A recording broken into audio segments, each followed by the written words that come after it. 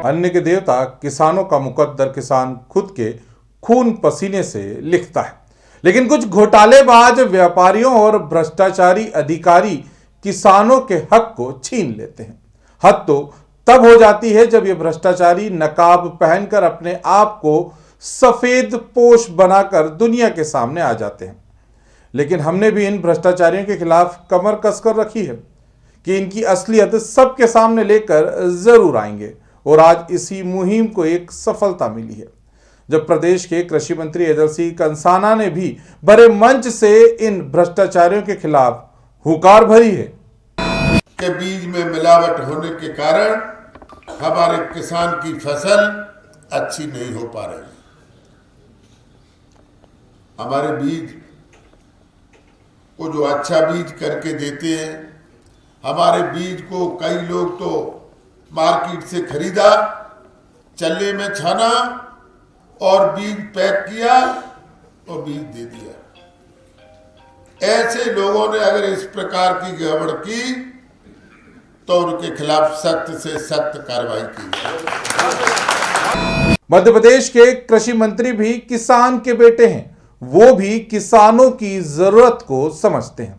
वे जानते हैं कि किस तरह से किसानों के साथ अन्याय होता है और उसको किस तरह से दूर किया जा सकता है। कृषि मंत्री ने देश के वरिष्ठ राजनेता रहे स्वर्गीय माधवराव सिंधिया को याद करते हुए कहा कि वो किसानों को कई सभाओं में अन्नदाता कहकर संबोधित करते थे और कैसे वे भी अपने आदर्श स्वर्गीय माधवराव सिंधिया की बातों का अनुसरण करते हैं।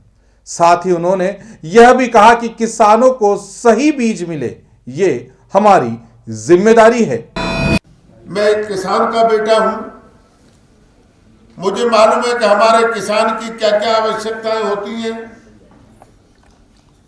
हमारे किसान, हम लोग में उसमें आपके साथ सम्मिलित हूं। किसान हमारा खेती के ऊपर निर्भर है। हमारे किसान को अगर सही खाद बीज मिल जाए तो हमारे किसान को आपको ध्यान होगा, अन्नदाता कहा करते थे महाराज सिंधिया जी। ग्वालियर के पूर्व महाराज स्वर्गीय महाराज माधवराव सिंधिया जी ने कई सभाओं में किसानों को अन्नदाता कहा। अन्नदाता इसलिए कहा कि किसान हमारा अन्न पैदा करता है, और जो हिंदुस्तान में आज उन्हीं के बल पर, उन्हीं के दिए हुए, उन्हीं की मेहनत से, उन्हीं के आशीर्वाद से आज हम और आप जीवित हैं। इसलिए उन्होंने किसान का नाम अन्नदाता रखा था। ऐसे हमारे अन्नदाताओं को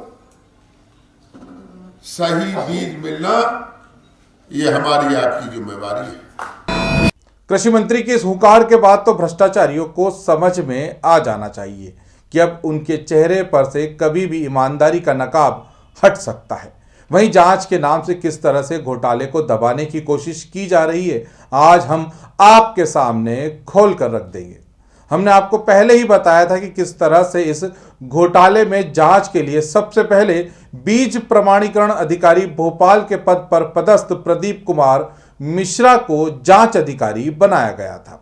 लेकिन मिश्रा जी जांच शुरू करते उससे पहले ही उन्हें जांच अधिकारी के पद से हटा दिया गया और ग्वालियर संभाग के बीज प्रमाणीकरण अधिकारी वीएन त्रिपाठी को जांच अधिकारी बना दिया गया था। इस पर जब हमने ग्वालियर बीज प्रमाणीकरण अधिकारी और जांच अधिकारी वीएन त्रिपाठी से बात की तो उन्होंने हमें क्या कहा, आप खुद ही सुन लीजिए। क्या हो गया कि मिश्रा जी अचानक से जांच योग्य अधिकारी नहीं रह गए, उनको बदल के आप ही को दे दिया जो कि आप ही के संभाग की जांच की है? नहीं, ऐसा भी नहीं है।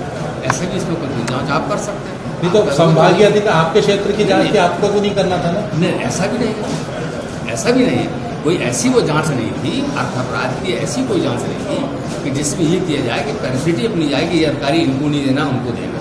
आपके क्षेत्र की जांच आपको कैसे दे दी गई और वो भी अचानक से मिश्रा जी को हटा के? अच्छा, अब हम बताएं आपको, ऐसा कहीं कोई प्रावधान नहीं है कि जांच किसको दी है।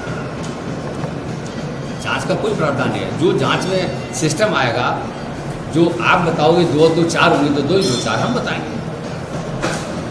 अब मिश्रा जी चूंकि हटाई नहीं गए, आपको मिश्रा जी के साथ में जो परेशानियां रही, उन्होंने कहा था कि बार बार तारीख देते रहे, नहीं जा पाए, बार बार तारीख देते रहे, नहीं जा पाए। जब नहीं जा पाए तो हमने सोचा भाई ये पहुंच नहीं पा रहे हैं, वहीं पर तारीख दे दो। सुना आपने क्या कहा जांच अधिकारी वीएन त्रिपाठी ने। उनके अनुसार अशोकनगर से भोपाल तक हुए इस हजारों कुंटल फर्जी बीज के करोड़ों रुपए के घोटाले को वो अर्थ अपराध की जांच ही नहीं मानते हैं। वो तो यह कह रहे हैं कि विभागीय जांच कोई भी कर सकता है, चाहो तो आप भी कर सकते हैं। श्रीमान अधिकारी महोदय, घोटाले के समय आप उस संभाग में बीज प्रमाणीकरण संस्था के समस्त कार्यों के लिए उत्तरदायी थे। वह घोटाले में आपके अधीनस्थ के ऊपर ही घोटाले का आरोप लगा है। ऐसे में आपको जांच कैसे दी जा सकती है, इस पर ही प्रश्न खड़े हो रहे हैं। तो फिर जांच को सही कैसे माने, आप ही बताइए।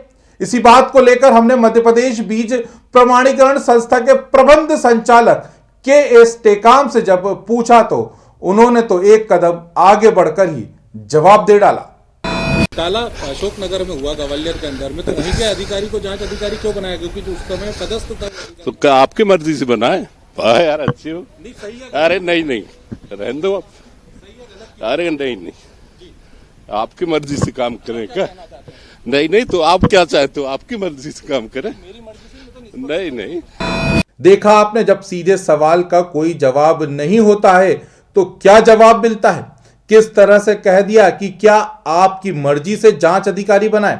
प्रबंध संचालक महोदय, हम ये नहीं कहते कि आप हमारी मर्जी से जांच अधिकारी बनाएं, क्योंकि इसके लिए हम नहीं हैं।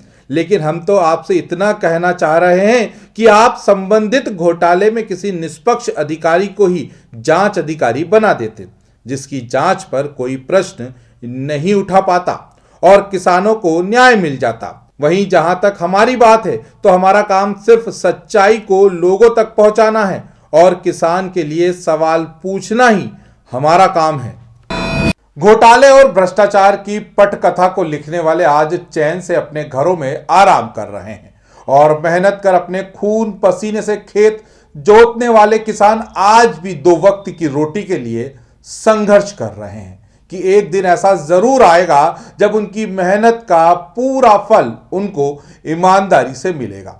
फिलहाल इस मामले में हमने किसानों की आवाज और इस भ्रष्टाचार को उन कानों तक पहुंचाया है जो इसमें फैसला ले सकते हैं और न्याय कर सकते हैं। हम इस मामले में आगे भी कई परतों को आपके सामने खोलकर रख देंगे। बस आप देखते रहिए ग्रामीण भारत टीवी। नमस्कार। खबरों में बने रहने के लिए ग्रामीण भारत टीवी को सब्सक्राइब कीजिए और बेल आइकॉन दबाना ना भूलें।